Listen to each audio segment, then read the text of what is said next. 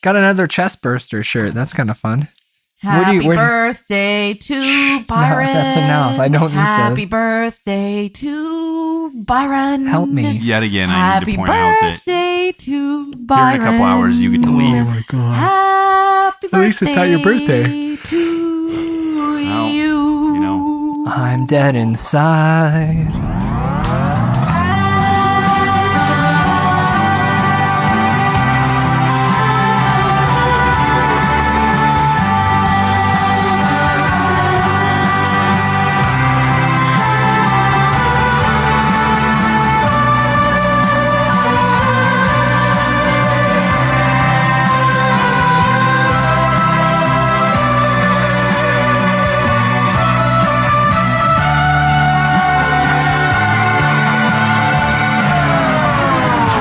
Frightday. This is episode 38. I'm your host, Byron, and tonight, Sam and I discuss where all the kids who used to be on our lawns went, reviewing Unfriended. And our nuclear concerns are relieved. Who's got our back? Extraterrestrials, of course, and we'll hear all about it in this week's edition of Kelly's Cryptids and Conspiracies. I'm joined tonight by Kelly. Hello. And Sam. Hey, guys. Byron told me I need to be more calm. So I didn't I'm say trying that. to be calm. That's not what I meant.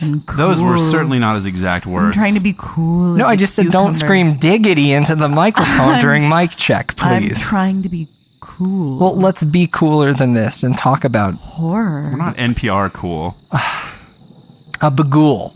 You guys know bagool. It worked for 4 seconds.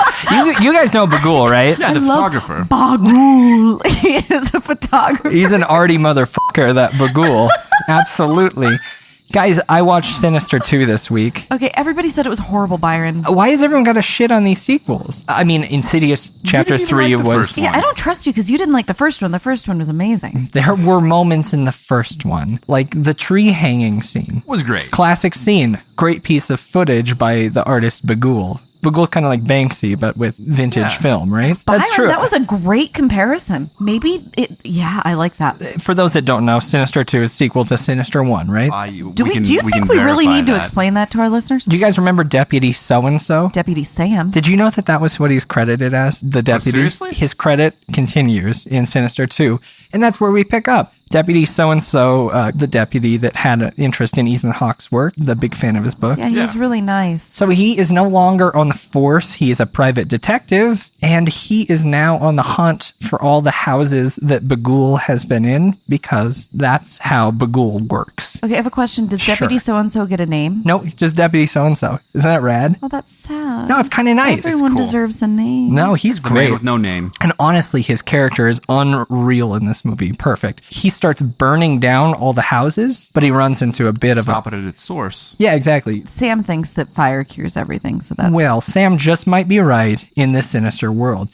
But he bumps into Courtney, who's played by my wife, Shannon Sossaman. Oh, I like her. And her twin boys, Clint and Dylan Collins. I can't remember their names in the movie. Ooh, she must be a single mom. She is not a single mom. No. She's staying in this Bagool farmhouse, running from her abusive husband. So she's a single mom. The husband comes into play here.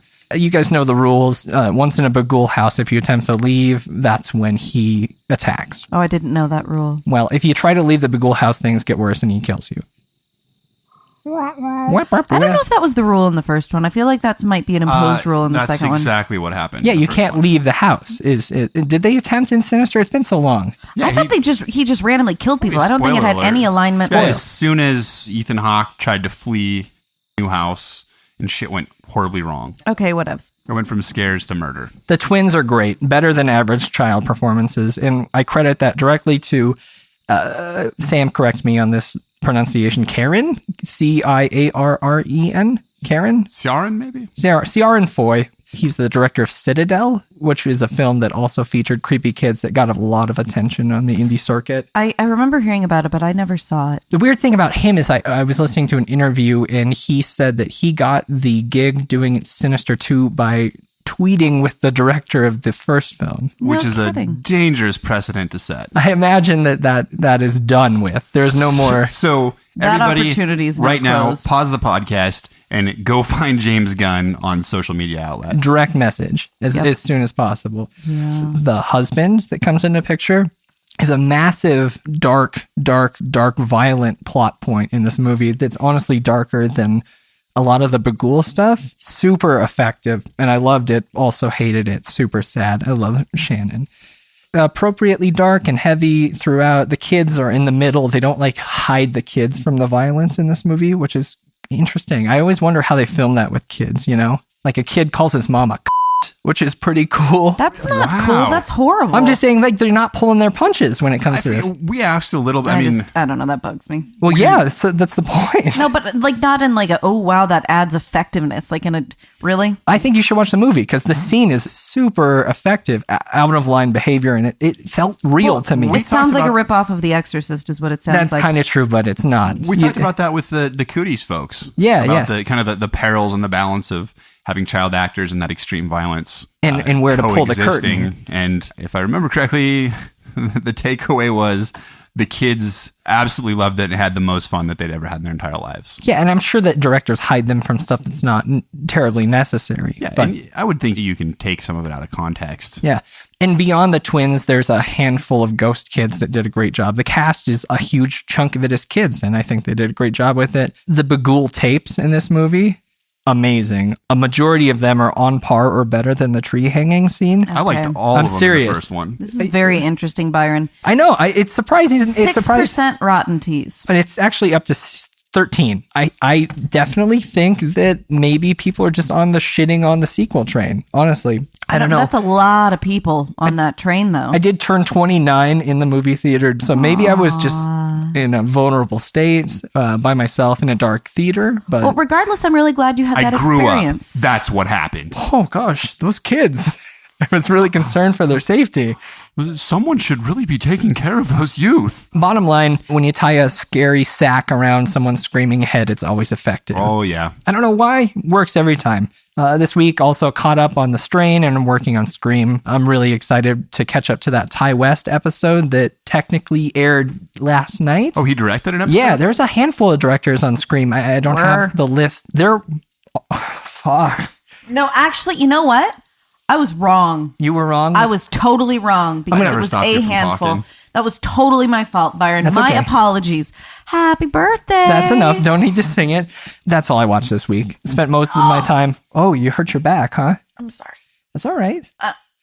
This is really Kelly not fell down doing the anything stairs. to help change opinion of my physical appearance. Yeah. I know. Between me eating chocolate rum espresso cheesecake and having a broken out of whack back. Hand me my reaching stick. How many of those reaching sticks you need right now? You gotta have one by every you guys, recliner. It hurts. Well, while you were reclined, did you watch any horror this week? Yes. What'd you watch? We watched a movie that Sam's going to tell you a different story about. Ooh, I'll I tell love you true right stories. now. This is fun. I'll pick the truth. Hollows Grove. Okay, I've seen this film. I liken it to what the hell was the name of the last Blumhouse that we saw in the theater?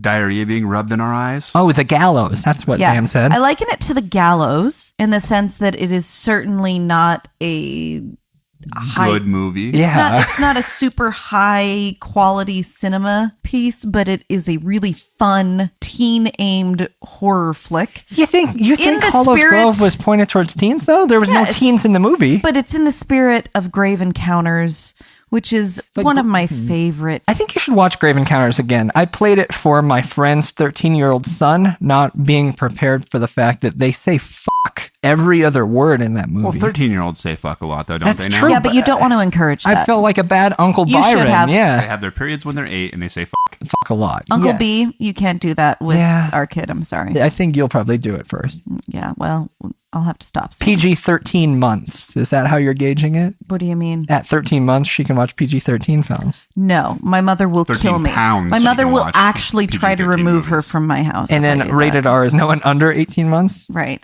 Admitted? Something like that. No. Hollows Grove. I thought it was cool. It was very much like Grave Encounters. I mean, there was some really bad acting. There's some really cheesy stuff in there. But what you watch those movies for are the scares, and there were some very legit scares. But were they unique? They don't have to be unique. Oh, then just watch the same one again. Well, but you don't know exactly what order they're going to happen. You're going to see a different permutation of it. It was you know? a derivative shadow of Grave Encounters. Absolutely. And Grave Encounters, while unique, is still not a great movie. It's not. You know? Whatevs. I thought it was good. I'm glad you enjoyed it. Was fun. I shouldn't say it was good. It was fun. Was Hollows Grove on instant or streaming or? Yeah, Sam, was it Amazon or was it Netflix? I can't remember which. Definitely. Netflix. Watch it for yourself. Watch it for yourself. Don't, says Sam. And I'm definitely more on Sam's side of the table here. But hey, put it on. Do you have a name for your followers yet? Oh, yeah. Captain Kelly's... Is it brigades? How's this work? Captain Kelly's Naval Academy? I don't know. That's fun. The Academy will love this film. Yeah, it's good. God. It's good. You guys are so great. You have no idea. That's enough. You guys need to be nicer to Byron and I. No, it's you true, don't. Please. No, you don't, because they're mean to me, and you guys have my back, That's and it enough. makes me feel much safer. All right. We Sam, have not created a safe space here at Frightday for Kelly. No, you haven't. She has to find You it haven't. within the ranks of the Academy. Although I thank you, because I watch these great TED Talks on how important it is to be vulnerable, and you guys really keep me perpetually in that state. So thanks, guys. you're very welcome. Sam, what'd you watch this week? I think you would be proud of me a little bit, Byron, and maybe ashamed as well. Sure. We watched an awesome documentary on H.H. Holmes. Oh, the new one that popped up on Netflix. Yeah. I don't know if I've seen that one. I know it's from online. a few years back, but it's very, very well done. The reenactments are used sparingly, and they're excellent quality. Lots of original photos. The trouble with H.H. Holmes is you never know if they're accurate. Such a mystery. Yeah, and that was kind of, I think, the conclusion that they came to, is he was such a flim-flam man, like he probably didn't even know what was, I guess, he was a flim-flam Yeah, I was going to say, is man. that the name of the documentary? H.H. Holmes, a flim-flam man? He was kind of one of Flim-flam? those, he was one of those wacky grifter types that just, But he's like a had grifter of rooms. extra families. Did he have multiple families? Yeah, I think so. Crazy. Maybe not, but You saw the doc. yeah, he was like the original grim Imagineer. He's really good at it. They say, Yeah. what was it? Between 6 and 200 kills? Those are his stats. Yeah, I don't think they even. It was a lot, but unfortunately, it was difficult to track, and especially at that time. It was very sad, I thought, actually, really Well, of course depressing. it's sad. Anytime anyone's murdered is sad. Well, not sad when Hitler's murdered or... Hitler wasn't. Yeah, you don't know the conspiracy theory. Hitler's in Argentina. You're- Everyone knows that. Yeah, we also watched a documentary that you watched a few weeks ago, Okay. reflecting Bigfoot. Yeah. It was freaking fabulous. It had It was great. incredibly credible witnesses. So I made it about 10 minutes in, so I'm glad you guys watched it. I was sleeping to it. You as really need to watch the recall. rest of it, Byron. It's a very solid piece. It's not the crazy hunting for Bigfoot on What was reality that? television. It's really good, intelligent people. You hear that? What was Well, it's some wood knocks. Bubba. Oh my God. I loved it also. I thought it was great, but for different reasons than Kelly. I Because enjoyed it's entertaining? It is, and I don't mean in a, I'm a skeptic, but not in a laughing at these people way, because they were very sincere. They seem like good people, but just from a sociological and I guess kind of myth building. Okay, Sam, when you were watching with me, there were pieces that you even were saying, yeah. Well, I think Sam's kind of the king of There you go. Yeah, but that's a different... is different than You know what I'm really concerned about? Frogs. I watched this documentary called Frogs Frogs? from 1972. Was that a Oh, okay. I Was get it about when frogs rained from the sky? Well, no, it was about what happens when man is a little too heavy-handed with nature and nature fights back. If memory serves me right, this kind of followed up that trend with Piranha that came out around the same time and Jaws. Then they came out with Frog. Yes, Frogs was like a transition between the radioactive horror of the atomic age into the chemical horror of the environmental age. So where you had tarantula and, I don't know, them. Okay, Was yeah. that radioactive ants? Yeah. Night of the Lupus. What the that is? Giant rabbits. Okay. Terrible. So frogs kind of follows in that vein of non-threatening animals made threatening by man's interference. I remember they're all kind of piggybacking off of each Yeah. other. Like, Yeah, but have you they're- seen the original Piranha? Yes. Yeah. Which is great. Did it feel the same? No. Ooh, good. It's not good. Frogs is not good. The highlight of it, it's so heavy-handed in its environmental criticism, which I'm not taking a stance one way or the other. Sure. I just wanted to watch a movie where things went terribly wrong with nature and people got eaten. But it's notable for the fact that it has an extremely young and handsome Sam Elliott Wait, really? in the lead role. Yeah. Who I had to actually do a double take. Great. It was worth it for that, but not a good movie. But was it good, bad? Yeah, it was. I would say it was good, bad, and it was a little bit of a misnomer because it wasn't just the frogs; it was all of the amphibian and reptilian inhabitants of this island that rose up and somehow gained super intelligence and worked together to thwart their human overlords. And you guys went to The Gift this week in theaters, right? We did. Loved it. You were right. It's different than you thought, though, right? I don't know what I was expecting, but it was just an excellent tense thriller. Yeah, it was very solid. Joel Edgerton was fantastic as writer, director, and lead in this movie. So if you haven't seen that, I can't imagine it would be in theaters much longer, honestly. Like, it's been doing well, but these movies tend not to stick around. It'll probably be on VOD by the time you hear this. That's true. Probably go check it out as soon Hopefully. as possible. Fingers crossed. We Are Your Friends. Man, we got to go see that. Wait, did you see the trailer for that? Yeah, we That all was saw pretty. it, didn't we? That was horrific, right? Oh, wow. I mean, like a special kind of terrible. Who would have thought Zac Efron would be in a horror film? It looks real bad. That looks like the worst movie. Close. Uh, It's not Muck. No, Muck it's had true. Kane Hodder. So are your pills kicking in, Kelly? No, I'm not very dizzy yet. I don't want people to We've think talked that I'm a about this. pill It's popping because you swallowed them. obese. Is it the red pill or the blue pill that you took? Both. Oh, you are going to have one hell of a podcast. In this week's edition of Kelly's Cryptids and Conspiracy.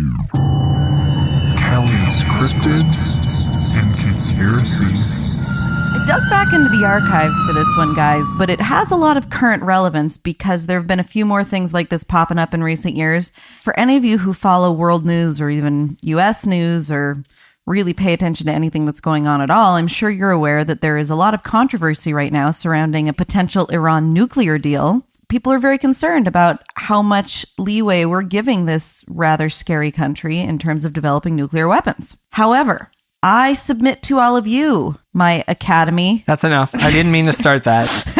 I really didn't. a very interesting story that comes out in 1976 and is still regarded as one of the most credible UFO incidents to date. Sam, I'm going to be calling on you at a couple points in this to discuss I some expect it. weapons accuracy reporting. Okay? That's Sam's war. You don't get to create acronyms. I already created that one. Yeah. Oh. Sam's Weapons Authenticity Report. My war is inside. So the story begins just after midnight on September 19th, 1976. The Iranian Air Force receives reports by telephone from civilians. There's unusual activity in the night sky. 4 reports come in. They're saying that it's similar to a star, but much, much, much brighter. It's a planet. That has been a discussion, and I'm All right, actually case closed. And this has Byron, been I'll bring this up right now. what are we- Should we talk about Unfriended? I'll break. On this night, Jupiter was very visible in the night sky. However, it was a full 90 degrees from where this object was being reported.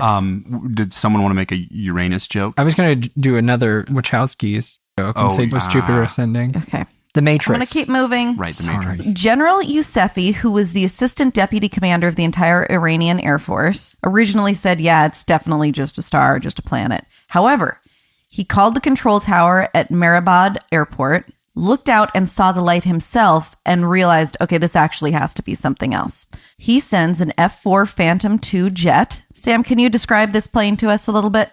The F-4 Phantom was multi-role fighter used in Vietnam and up into probably the late 80s, both in a air-to-air role as well as air-to-ground role, but it would have been the go-to fighter at the time for the role that they used it in. Thank you. He sends out an F-4 Phantom II jet 175 miles west of Tehran. At 1:30, the F-4 launches. The pilot is Captain Mohammad Reza Azizkhani. I'm hoping that I didn't butcher that too terribly. Sounded good to me. Good. As he's flying towards the object, he says it's incredibly visible from 70 miles out. He gets within 25 nautical miles of it, loses all instrumentation and communication capabilities. So he turns around. As soon as he gets outside of that 25 nautical mile range again, his systems begin functioning. So a few minutes later, General Yousefi decides, okay, I'm going to launch another plane to go after. So a second F-4. This one is piloted by Lieutenant Parviz Iafari and Lieutenant Jalal Demirian. Jalal Demirian actually eventually retired as a general and spoke quite a bit about this incident down the road. Actually, most of these individuals spoke about this incident down the road, which is an interesting piece of the story as well. So the second F-4 had radar lock on this object from 27 nautical miles away. The radar signature of the object was actually similar to a Boeing 707 at the time. Yeah, what is a 707? Yeah, what was a 707? 707 was a passenger jet. Right.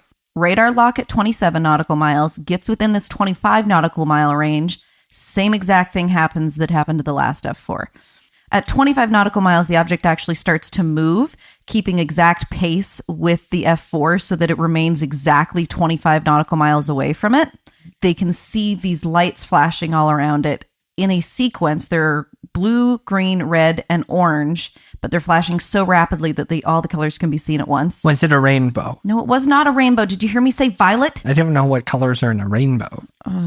Back to the story. Who's Goose and who is Iceman? You know what's really funny? You blew it because I had 2 Top Gun jokes in this. Damn it. You son of a bitch. You can still say them. You son of a bitch. Sorry. A smaller object suddenly comes out of the larger object and begins to advance on the F4. Pilot Jafari believes he's under attack, tries to launch an A. Wait, why did he think he was under attack? Because there's an object that dropped out of the larger object and is headed very quickly towards him. Okay, I thought it was just the lights. I was like, that could just be a party bus or something. Well, it could be, but it could also be some type of an alien bomb. But it doesn't matter. Aliens don't mean they're mean. Well, I agree with been that. dumping their That septic. sounds like a good bumper sticker. Okay, except it's aliens moving- don't mean they're mean. Horrible grammatic construction. I'm not even going to get into that. Sure. Sam, can you tell us what an AIM-9 Sidewinder missile is?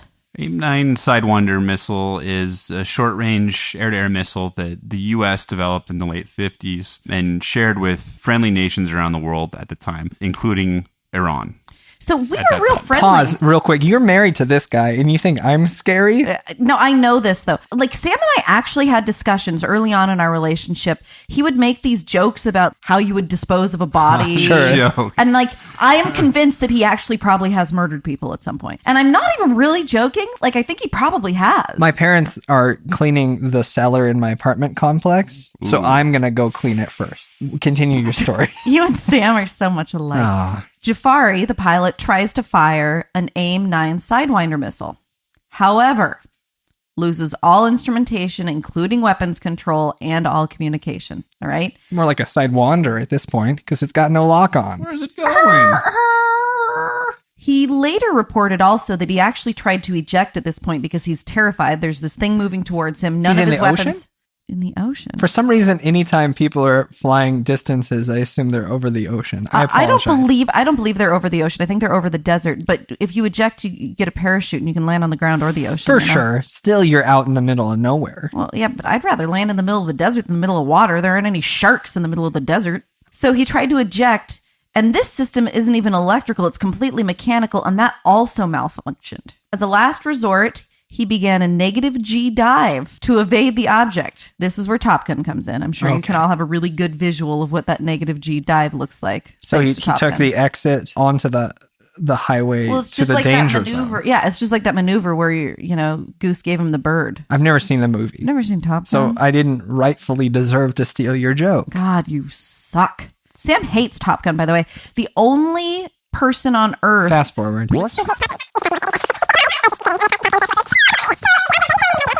Object then fell in behind him. After he does this negative G dive, the object falls in behind him about 3 to 4 nautical miles behind him and follows him for a little while, then rejoins the larger UFO. Okay. Okay. Obviously, it's not threatening like this, but think, Independence Day, where they've got all those little pods that shoot out of the giant ship. Or even Star Wars, that big cheese-shaped Yeah. one. What was that one called? The big cheese-shaped one? Yeah, the cheese-shaped Sam, I plane. even know that's called the Death Star. No.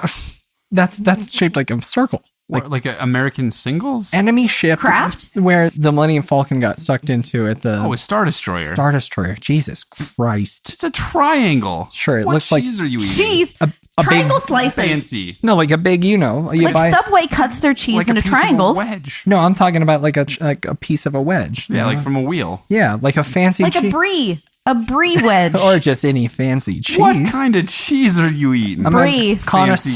Fancy guy. I'm a connoisseur of cheese. Don't screw with my cheese knowledge. I will take you down. They think you're huge. Yeah. No, it's a That problem. was not helpful. It's a problem. That's not an uncommon way for motherships and ships to work. Right, but it's very rare that we have this kind of, citing and verification for something like that. So wait, real quick question. Fire. In the movie Star Wars, Oh, I thought you were asking. they're dropping planes out in that specific gravity in space. That can't work the same in our atmosphere. So how do they prepare themselves to hover that much with the force of gravity pushing down and still drop the pods and float out the same? Yeah, so Goose and Maverick, after this evasive maneuver, regain all systems control because they're now, again, outside that 25 nautical mile radius. So they watch as another object detaches from the large UFO and drops down towards the ground at an incredibly fast speed. They're watching for it because it looks like it's going to hit the ground and explode or something, but it freezes just above the ground and slowly and gently touches to a rest on the ground. They mark the spot, and it has touched down on the outskirts of Tehran near Ray Oil Refinery. Pilot marks location. They head back to Mehrabad. A civilian airliner close to the same time approaching Mehrabad also loses communication at the same position that the F-4 was in. So as the F-4 was landing, another object, and it was unclear depending on the reports. So some reports indicate that this was the same large object, and it was just easier to see because it got closer and they could tell it was a cylindrical shape. Others say it was a completely separate object. Like a cheese-shaped object. A cylinder is not cheese, Byron. Think a Coke can shape. There's cheese in cans. The best cheese. Back to the cheese ship. It is not a cheese ship. It is a cylindrical ship. Okay. And as the second F-4 is landing in Mehrabad, the cylindrical shaped UFO does a flyover again, buzzes the tower just like in Top Gun. At this point, the personnel in the tower see the object, later report that they also lost all their electronic functionality as it flew over. There are some interesting descriptions of it. The passenger in the jet, rather. Sam, what do you call him? He's not the pilot. He's the Co-pilot? Holy shit. Yeah, it's all right. It's the freaking Lord Tabs, guys. He's the pilot junior. Oh, God. The cabin boy The secondary. gets a good look at the ship as it passes by, and he says he can see a lot of lights, and he can see where it appears that there would be passengers or crew. Doesn't see any things, though. He just sees exterior lights. windows. Yeah, something like that. Okay. Pretty darn interesting. Here's where the verification comes in. That's, to me, fascinating. There was a U.S. satellite, a DSP-1. Sam, can you tell us what a DSP-1 is? Nope. All right. Oh, shit. It's a satellite. It's a satellite. Satellites are boring as shit. They're unless used as weapons. No, on This James is a Bond weapon. movies. This is I a was gonna weapon. say. This is actually, it's Sure. a defense satellite, so you should look it up and you should talk about it. Do you pause the show now? Yeah, pause. It's a reconnaissance satellite. Didn't even need to pause. It's a defense support program. It's a reconnaissance satellite. Okay, so a military spy satellite, the DSP-1, as Sam just described it to us, detected an infrared anomaly during the exact same time as this event that lasted for about an hour. A bunch of people playing laser tag. My 8th grade birthday party What? played laser tag, requested the soundtrack of Top Gun. Get this, though. You did? Yeah. Bottom line, don't do that because most of the songs are ballads. Oh, that's not going to pump Take you my up. breath away. It makes for not a super exciting laser tag match, but a great Although playing slow with the dance. boys. Because you, as someone who hadn't seen Top Gun, you were like, Danger Zone. Yeah, for sure. Kenny Loggins is going to fucking rock me. And playing with the boys. And playing with the boys. I didn't get that far. I think I only rented a half hour, but I gotta tell you, lots of slow dances. We should do a Frightday laser tag excursion. Absolutely. I've never played laser tag, guys. I'd like to play laser tag. Oh, yeah? Yeah. It's so much fun. Okay, can you take us to the danger zone real quick? You bet I can, Byron. So we've got a satellite that verifies this. And then also, a little bit later in that same evening, 3 to 4 hours later, a very similar UFO was sighted in Morocco. There was a document from the American Embassy in Rabat. That's the capital of Morocco. Is it, Sam? I don't know. No, I'm wrong. I think Casablanca. The American Embassy in Rabat, Morocco, sends the State Department a report that talks about this unidentified flying object. It was a complete separate report, and almost all of the details of the visual appearance of this object were the same. Pretty damn interesting.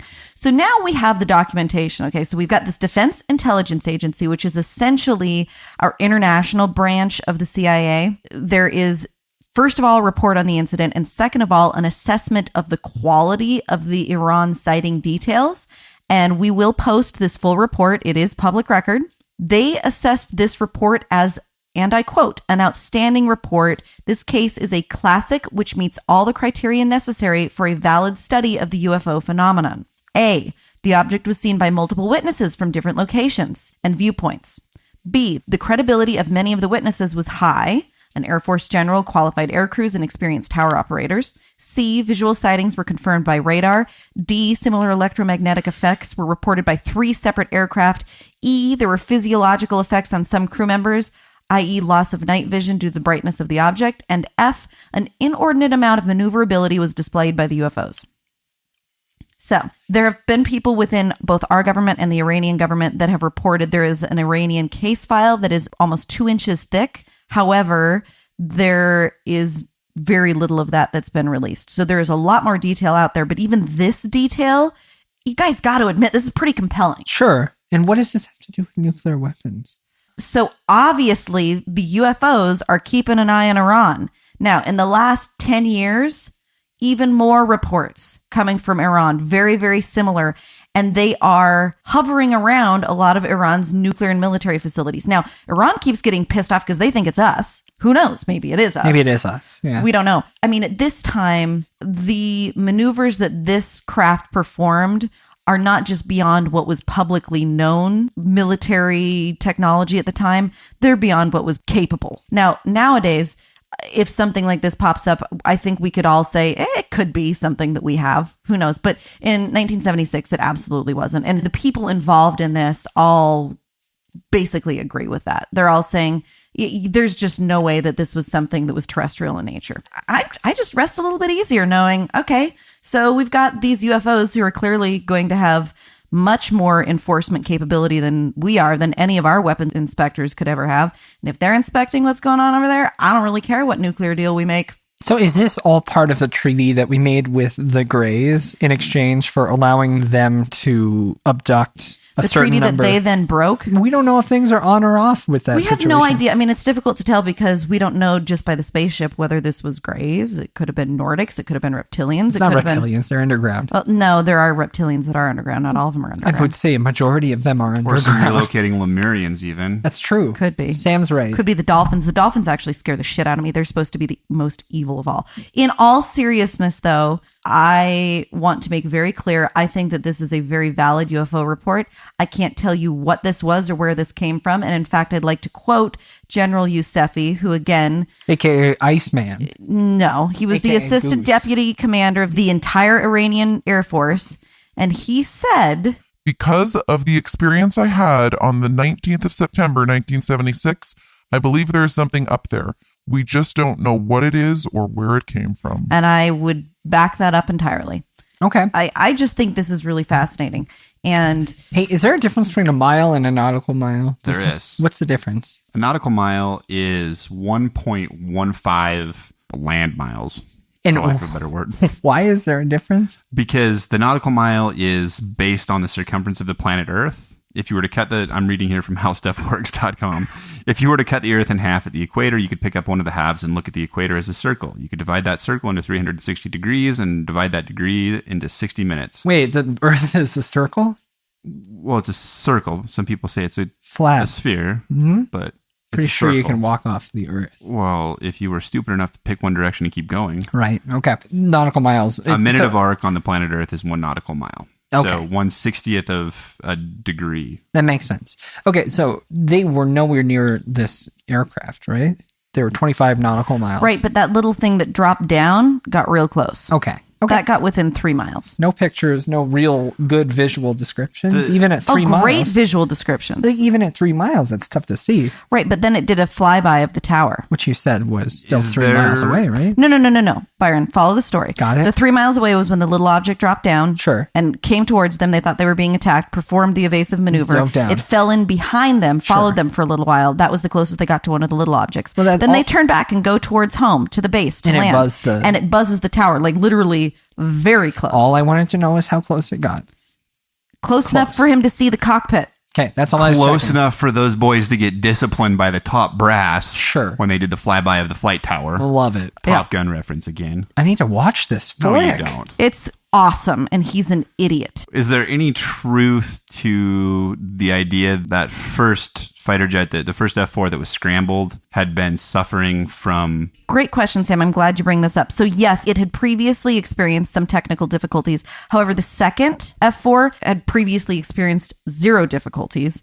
And for both of those F4s, and then also the radar and also the civilian jet to experience the same phenomena would be pretty weird to tie that all to the malfunctioning of that first jet. What's interesting to me is that the ejection system failed because It's mechanical, not electrical. it operates on, it doesn't share any systems. Nothing. It's basically a gun Yes. that you yank on a handle. But keep it in detonates mind- explosives. Sam, keep in mind that the one where the ejection failed was not the first one that had previously had mechanical difficulties. That was the second one. It was that the they second scrambled one, which was afterwards. in perfect shape. And also keep in mind the pilot who was flying that first aircraft was accustomed to those difficulties and said this was a completely different occurrence. The way that they went out and the way that they came back in was not consistent with any of the problems that they'd had with that jet previously. Well, that's what I'm saying. That ejection mechanism is made to operate at all times, no matter how damaged the plane Right. is, what electronic countermeasures it's subject to. Right. It's the last line of defense for the pilots.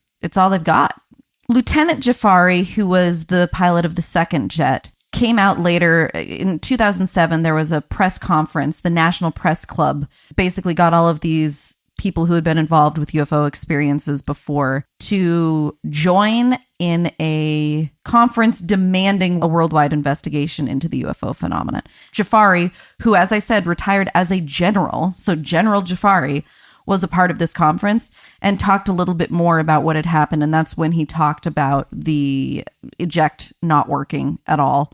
About the UFO, as it increases its speed, it was about half the size of the moon as seen from Earth.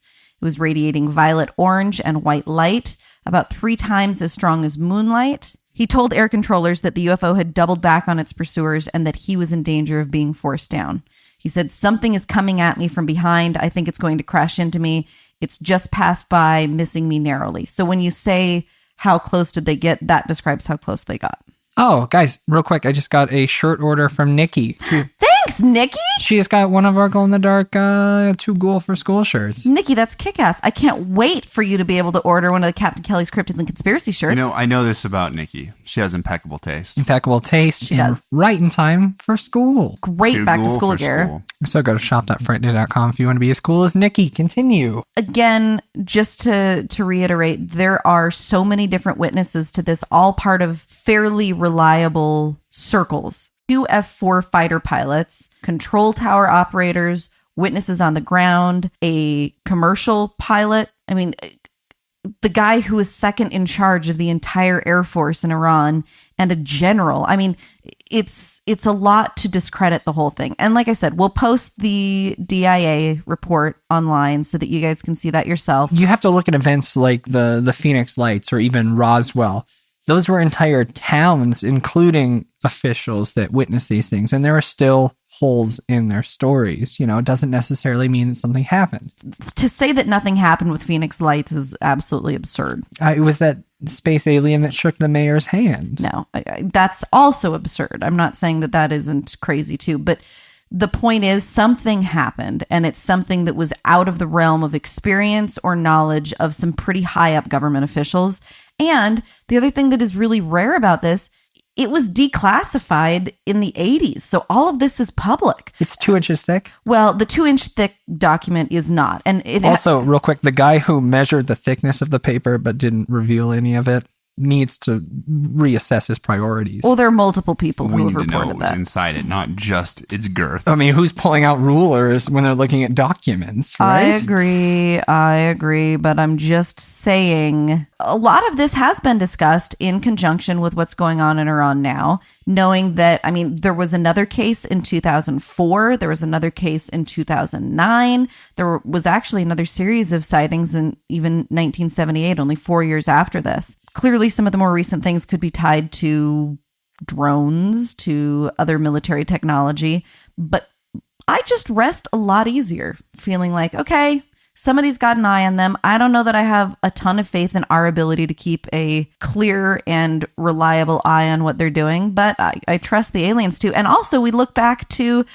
you know, the incident in Great Falls, Montana, I was gonna bring that Malmstrom. up, yeah. And if they're going to shut down all of our nuclear capabilities to basically say, hey, don't do this, slap on your hand, they're going to do the same thing to Iran. We all know that they're not protecting us. They're protecting the resources of our planet. I feel it's more likely they are protecting the experiment that is us. I think their planet is running low on resources and they're waiting to take over ours. Just slowly through crossbreeding between the reptilians and us, eventually creating a hybrid alien-human combination. They're here for the double down from KFC. This is a good time to bring up the fact that our sponsor, Kentucky Fried Chicken, Stop is bringing you back guys. the double down. Stop it. Reminding you that there are worse things you could put in your mouth. Stop it. All right. No, but sincerely, I actually think there are a couple viable arguments. Another one is maybe they are us. Maybe it's some type of a time dimensional thing, and they're trying to keep us from completely destroying ourselves because it would then destroy them. I mean, there's a lot of interesting quantum physics that I've been kind of circling the outside rims of because I don't have the time and not sure if I have the intelligence to dive into the deep end with it. But just this general notion that time really doesn't exist and we experience things in a time is a sequence. flat circle. Right. That's my worst. No, seriously. That's my worst McConaughey. But damn okay, it. you guys can joke as much as you want about McConaughey and his Lincoln commercials, but the point is, what he said in True Detective is actually true. And there are lots of nuclear physicists, quantum physicists, people who talk about this, that it is the way that we experience things, but that isn't the way that time and space is actually constructed. All time exists at the exact same moment. And so, that opens the door to a lot of different theories in terms of whether these creatures are possibly just us. We're self-preserving the planet because of something that happened in the future. It's just Marty McFly. Sure, but less cool. Well, yeah, he doesn't have the cool sneakers. Or the Calvin Klein underoos. True. So he almost f***ed his mom. That would have been gross. Yeah. It would have been really, They made really out. gross. And you could tell he wanted to. I actually don't know. She wasn't really into it. She was a babe. This is the 1976 Tehran UFO incident. If you Google it, you might be able to find a little bit more about it. I don't have a ton of time to go into extra details. Or just go to frightday.com and click on some informational links that we will provide for you. And I do suggest that you read the actual DIA report because it is pretty interesting. And we will be bringing a couple more classic UFO stories like this to you in the Like the Phoenix Lights. Yeah, I do want to report on the Phoenix Lights. However, I have this dream that we can get somebody on the phone who actually was there and witnessed it. And so I'm really trying to get to that level of investigation with Phoenix Lights. So that might be a little while. Well, great. So thanks everybody for listening. And if you have any other ideas of things that you want us to talk about, absolutely, email Kelly at frightday.com. And for those of you who submitted your amazing ghost stories, we have not forgotten that. We have not abandoned that. We are actually waiting for a really fabulous ghost movie to watch so that we can do a ghost story episode in conjunction with that movie. Let's do it with Crimson Peak. When's that out? That's out this October? October. It's soon. Yeah, maybe we'll do that. That's a great idea. Makes sense. Cool. And this has been Kelly's Cryptids Captain. and Conspiracy.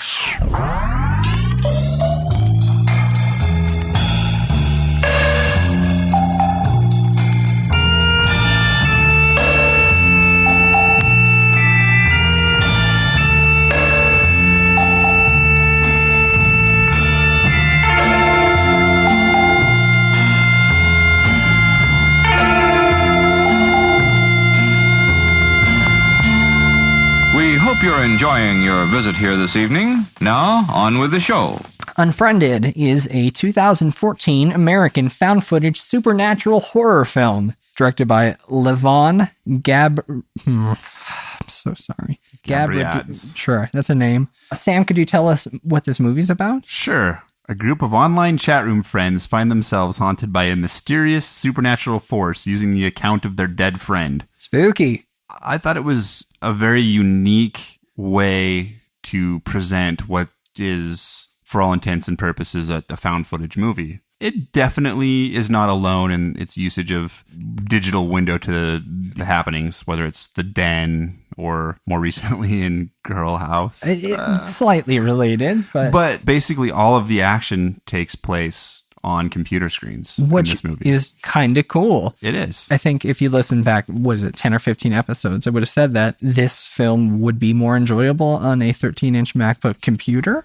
And I watched this again before the show, and it very much is. It's really Well, I can imagine that it would actually feel like it was happening on your computer and you were a part of it. Yeah, part of that teleconference. I'm Blair. Yeah, don't be Blair. You're no Blair. Blair was a bee. That's not nice. That's not nice. I feel like this is a very accurate portrayal of Youth current culture. teens. While it's massively annoying at points. them.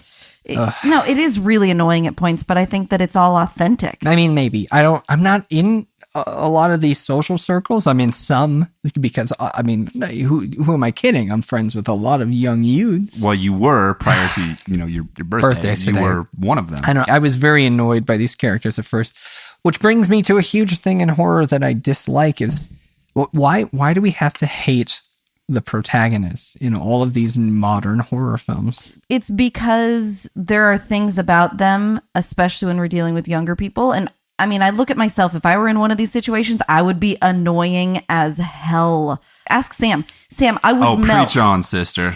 Yeah, I would melt. I would be a crazy person. I would be screaming and doing all of the dumb falling down things. Like, I think that people genuinely react poorly in stressful, terrifying situations. So I think in many ways it's pretty authentic. I think it's lazy. I wonder if our AIM chat conversations, while more boring than this movie, would be equally annoying. Boy, or ICQ. Oh, I didn't have ICQ because I'm not 100. Uh-huh. Yeah. I don't even know what ICQ was. Oh my God. Well, you might know it as the Telegraph. Come on, Sam. I'm with Kelly when she's talking about the characters. This movie did that kind of over-the-top, juvenile, emotional, just screaming over one another, meltdown, overacting better than some movies do it. Maybe like The Gallows. Yeah, okay. Yeah, it felt real. It felt genuine, but it doesn't make it less annoying. I mean, whatever. Yeah, but I'm with you. And this was a kind of an I know what you did last summer scenario where the people who were the victims were also perpetrators. But were they all annoying in the same way? I guess I haven't really looked back. The only example I can think of off the top of my head is Scream. I didn't dislike any of the characters in Scream. I mean, Skeet's character was probably the least likable, but Kelly, as a female viewer, you're probably like, that guy's a weird, hunky mystery, right? No, I thought it was gross. Okay. Those were her exact words. Weird hunky mystery. Weird Hunky Mystery, which is also the name of my first solo album. Nice. And so if you like EDM... You guys have all seen The Den, right? Yes. This film often gets compared to The Den. I think it's a more lighthearted take on the concept. Sure. I feel like The Den was more adult central. Like, I feel like my parents could watch The Den and be drawn in by it. I feel like my parents would make it 10 minutes into this and be like, oh my God. Do you think we're all pretty tech savvy people? I mean, for the most part, Meh. we know how Meh. to use computers. Yeah. It's computers. Everything's computers nowadays. Do you think an audience member, maybe 5 or 10 years older than us, would have understood or even like enjoyed this movie the same? Or I don't think it's the computer stuff that would turn my parents off. I think it's just the characters. The characters are really hard to relate to the older you are, I think. I totally agree with the frenetic pace that they were using the technology. I think that would be very off-putting. I mean, when they're communicating simultaneously on 3 or 4 different social media Facebook outlets. messages and Skype, Skype. as well as songs from Spotify, and there's all kinds of different calls like YouTube. There's Live Link even is brought up. And I think knowing what those things are kind of helps the concept and makes it a little bit more tolerable through the parts that are kind of annoying. Yeah, I think I know for a fact, well, first of all, my parents would never watch this movie. Okay. But if they did, I think they would have trouble grasping the idea that there were things that were kept from some or all characters in different circumstances by using various private messaging outlets. It wasn't all the action happening on the main video feed. And yeah, I think it would have been my parents boring. would struggle with that. If they stuck with just the Skype chat, it would have been one window throughout the whole movie. Yeah. For example, with The Den, I could totally see my parents watching that because it's not overwhelming in terms... One of the big things I think with our generation, and we're right on that cusp there, it's the complete inundation of stimuli. Like, it is constant and you're being barraged. I think that's what my parents would struggle with. Oh, yeah. Or even people a little bit older than us. But Even if it's me. the den and it's central, yeah, I mean, there were points where I'm like, oh my God, too many things. We and all I'm said a person. that. Fucking turn it off. Well, you got to settle into Yeah. this movie a little bit. Like, Well, and I'm the person who always has, 27 tabs open on my computer and I've got 15 different things going at a time. But this even made me go, ugh, ugh. It also made me freak out for what the hell the future holds in terms of any type of actual person-to-person communication, but that's fine. Oh, I love that. I hate it. I saw a meme today that reminded me of you, Sam. It said, We don't do memes on the show. before you call me, ask yourself, can this be texted? oh, that's fun. I like that a lot. Something else that Kelly and I had remarked on, because this is more our wheelhouse than yours, Byron, was how much this was like a locked room mystery in an old manor on the hill where you have individual personalities that are, Professor Plum and Miss Mustard Sure. and, whoever. The Colonel. Colonel Mustard. Mr. Mustard? He actually said Miss Mustard if Oh, we're going okay. to be real legit on this. Sure. Hey, it's alliterative. But this was the same idea, except instead of being in the same physical locked space where they were trapped with the killer and had to figure out, for better or worse, how to survive the night, these kids are trapped by their laptop screens. That's a great observation. I would have never thought about that. That's, Sam, you're absolutely right. It is the modern adaptation of Agatha Christie's And Then There Were None, or Tyndall Indians, as it was originally and politically incorrectly called. Good comparison. great. It is a good comparison, damn it. It is. I just have never seen it. Oh, sad. That Matthew Borer guy lost a bunch of weight. Wait, who's this? Yeah, isn't he the guy that played... No. Now that's Jacob, who is amazing. One time I hugged this gentleman outside of South by Southwest after the screening of Fat Kid Rules the World, the same time where Matthew Lillard hit me in the chest. You remember that? But really, Bam! isn't there anyone that you haven't either hugged or been hit in the chest by outside of screenings at South by Southwest? So with the increasing use of social media and streaming videos, do you think that there's going to be more films that are like this, like Behind the Monitor? When Paranormal Activity came out, it was something new and fresh that, I mean, who would have thought it'd be where it is now? But I think this is kind of a step into something but new. I feel like there's a smaller range of permutations that can be performed on this. I mean, people are going to have to get really creative because there are a lot of different directions you can go with found footage. There are not nearly as many directions as, so we've seen one of the Paranormal Activities, ironically, that is the Skype focused one. Sure. Okay? 4. We've got this, we've got the Den. I mean, I don't know how many more directions Open windows. you can That's go also with true. it. You have to do something incredibly unique to survive in this niche genre of monitor horror. Yeah, I mean, But- it's like it's a much smaller subsection than found footage. I think the most convincing and important piece of all that, more so than all the things that we've talked about that are good about it, or limitations that it might have if it were presented on an ongoing basis. The budget was estimated at $1 million and worldwide gross was $58 million. So Wow. There's your answer about whether or not we're going to see more of this format. I'd be surprised if they're not going to do a sequel though. Why wouldn't they? Refriended? I guess it would have to be a completely new story with the same situation, but it would be very cost effective. I don't know. You could go a lot of different directions. Branding with it. wise, 16-day production, 6 12-hour days they all shot in the same house, but in different rooms, which is kind of interesting. Like they were close, but still separated. Oh, that's kind of a cool idea. There's 3 pickup shoots and then some reshoots, but that's it. That's such a short That's production time. incredible. Oh, it's so efficient. Hey, guess what? Unfriended 2 has already been announced. Are you Byron. fucking kidding? Just thought I'd drop that shit on you. Damn it. Ah, Well, at least they didn't call it Cybernatural 2, which was the original title of worst. this movie. Is that a thing? Cybernatural? What does that mean? it's a play on words, Byron, because it's cyberspace, but it's supernatural. That's bullshit. I didn't It's even pick total up on that. Byron, how did you not pick up on that? Because It's fucking stupid. and then it was called Offline, which, I mean, that's pretty generic. I don't even say that word a lot. It's just not that much. You know, It will be released in 2016. oh my God. Okay. you know something else about this movie? Sure. That as I burp into the mic. Yeah, I do it a lot. Thank you. They used all real programs and applications, Which is interesting. I enjoyed it. If you were Skype, would you really want to be using your client as a... I wonder if they had to get permission. Do they have to get permission? Absolutely. Absolutely. We talked about this in the episode But with... what I don't understand is the line between getting permission and paying for product placement. It's It depends on what the company receives and what it's willing to give up. If they're giving up something, they're going to expect money from the people making the movie. But if it's showing their product in a good light, they're going to be paying in for it. This movie was aimed directly at a demographic that any advertiser would be falling all over itself and creaming its shorts to access. But it's violent. Yeah, but who cares? They're attaching their cool. brand. It's violent. It's sexy. It is pretty sexy. There are boobs, Byron. There were no real boobs. Don't mislead the audience. Yes, I know, but there was discussion of boobs, which actually I'm going to throw out as one of the things I liked about this movie. Okay. With an R rating, they could have thrown a lot of shit in there, and they chose not to. I appreciated that. The reason they did that, though, is because it was originally intended to be released on MTV directly, and they put enough work into it that eventually they're like, we'll just make it a universal picture and we'll put it out for real, which could be why there were a couple of interesting cuts when the actual kills happened.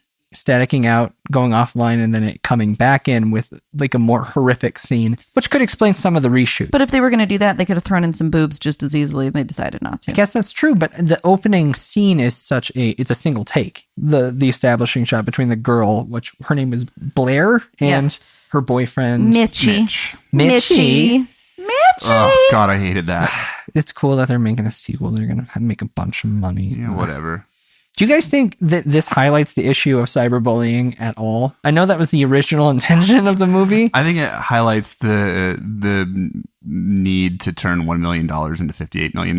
That's magic. It is. See, I thought it was kind of interesting, though, because it sounded like this girl was a bully in real life, and then she was cyber-bullied. I agree with you. They could have made that a little bit more like she was the victim. She didn't quite look like a victim. She looked more like a victim of maybe mental illness or Laura trauma. She had obviously been raped when she was little. She had been molested. They were getting at that. All they have to do is say uncle, and everybody's like, I know what happened. Oh no, uncle. Yeah, but I mean, I think that if they were trying to drive home some point about cyberbullying, that this movie was not successful in that. We didn't get to know the victim at all. She was an antagonist. But here's the thing that I actually think is a little bit interesting, and to this movie's credit, it made it a more complex issue, which is often the reality of those issues. It's very rarely a black or white thing. I mean, there are times where it is, but in this case, you recognize that these people have all done something really horrific, and it's like this cautionary tale about, oh boy, this might happen to you if you do something this bad. But then at the same time, we learn that this girl had a background of being kind of a bitch herself. And then we also learn beneath that it sounds like she actually had some really traumatic experiences. So it's more multi-layered and complex than just a bad guy, good guy, which I think is very often the case. Yep, I agree with you. I give it credit for being a little bit more three-dimensional. A film like this, you wouldn't expect to have those kinds of layers, and I see it. It definitely kind of opens up, and so does the acting. I thought the acting in the maybe second half of the third act, which is a very ridiculous thing to say. No, I see what you're saying. I called it the wet eyes portion of the film. Wet eyes. Yeah, where everyone starts actually acting. Like, they do a really good job. I think that's a great point. Another great point is that one of Byron's favorite actors, Shannon Sossaman, her little sister was the cyber-bullied girl in this movie, Laura. Really? Yeah. Oh, that's quite interesting. Yeah. I guess she's a lot younger because this girl was born in 87, it looks like. I mean, clearly older than the 18 years old that she was playing, but she was 28. Yeah. Well, that's incredible. And Sossaman's what, like 40? I don't. I mean, we don't need to talk about Shannon Sossaman's age. She's don't get me wrong. I love her. She's a gorgeous woman. I adore her. She was fabulous in Wayward Pines, and she's the only reason I might actually see Sinister 2. She does great, except for her southern accent is kind of weird and comes and goes. But, I mean, look at her. She's beautiful. Okay. And she's a great actress, and I love her. My wife. My wife. Okay, Borat. Nothing, though, in this entire movie makes me more upset than how messy Blair's desktop is. God. I related to that entirely. I should show you mine right now, Byron. It looks very similar. Why would you have icons just piled? Just fucking There's piled. an auto lineup. Okay, but here's the thing. Very few people spend time looking at their desktop. However, if you're trying to open something up, it's the easiest place to pull something from. So I save shit to my desktop constantly. Yeah, but you save it in keep rows, a nice right? grid. I don't need to because I don't look at it. No way. That's you guys, horrific. You guys have such serious issues. I don't think it's that serious. It's pretty serious. It's I mean, fairly mild. that is just indicative of larger issues that in and of itself, Yeah, we're not talking about those. Can't. One last thing, unless you guys have some things to say. No. I wrapped it up. Blumhouse, please, for the love of God, stop with the final jump scare. It's obnoxious, Spoiler alert. almost as common as the end credits at this point with all of those pictures. Yeah. We don't need it. Yeah. Necessary.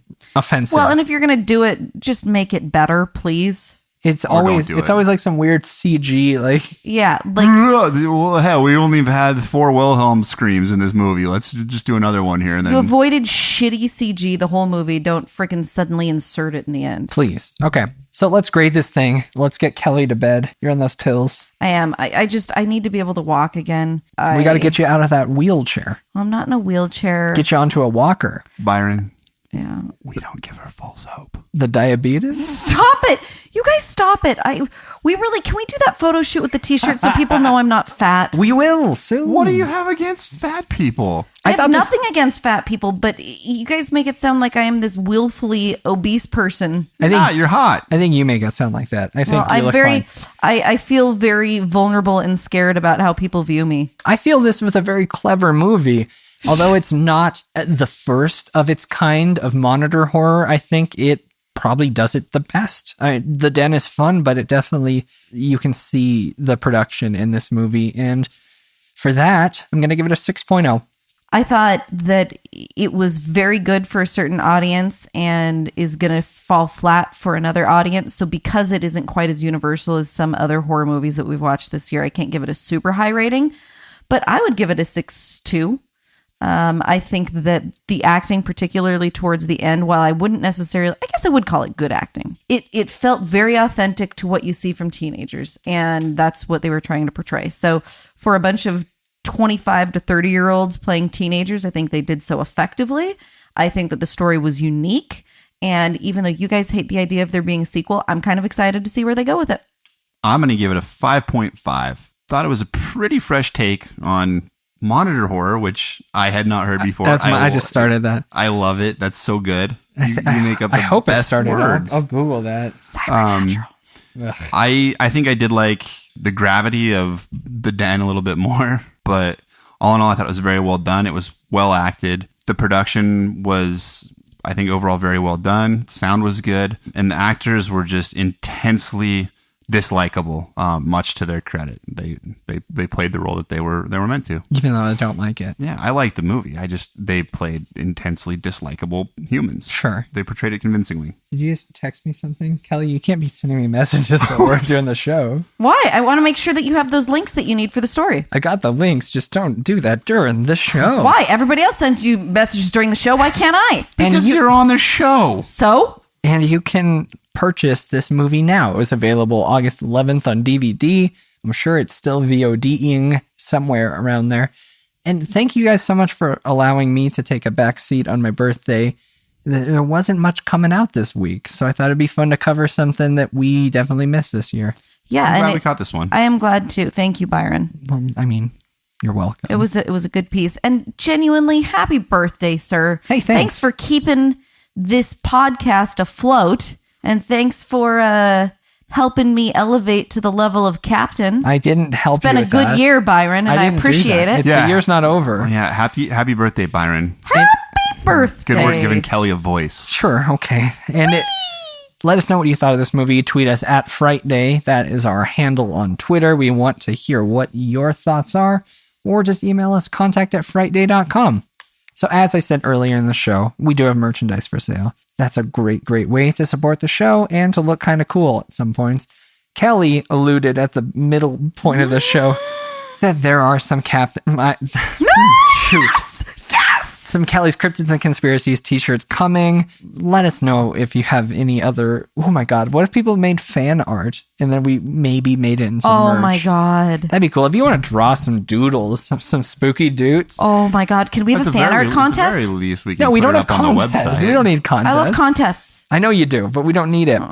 We got pins, glow-in-the-dark shirt, which is pretty cool, selling pretty well. People are enjoying that fun. Well, they're amazing. You don't need to be afraid of the dark anymore. Nope. There's a ghost on your chest glowing. It's true. Shop.frightday.com. Also, go on iTunes and rate and review the show and subscribe if you haven't. Make sure you get the show first. We're going to start tightening our fucking schedule as soon as I quit having summertime weddings and birthdays. How many times did you get married and have births? A couple births, a couple weds, no divorces, and no stillbirths. Got a streak going. Congratulations on all that. Thanks, man. Lots going on at Frightday.com. Reviews, lots of cool trailers. Contracted 2 trailer just went up today. Real fun. Did we cover that on the show? That was pre-Fright Day podcast, wasn't It was, yeah. That might have been one of the first, if not the first, films that we got together to watch. Yeah, it could have been. Check it out. And now it's time for Kelly's favorite segment. Not. Which this is the point I'm going to guarantee that we're playing some sort of musical sting right now to introduce the segment.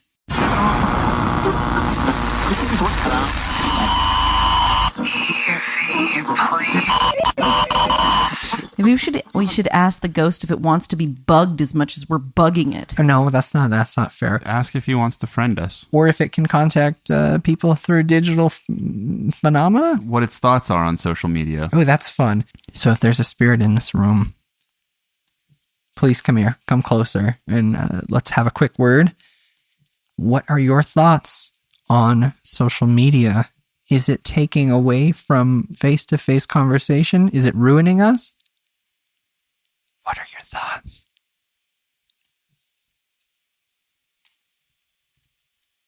And as always, thanks for hanging out with us, Ghost. We'll see you next week. If the ghost said, check my MySpace, I'd say, I'm done. Living in the past, you ghost. Come on, guy. Oh, we don't know what we're watching next week, but we have a lot of really fun things lining up. We're getting ready for the best season. October. God. Really? I give up. Too That tired. was barely even sounds, let alone a month. Tired. It's going to be a cool fall. Sam, where can we find you on the internet?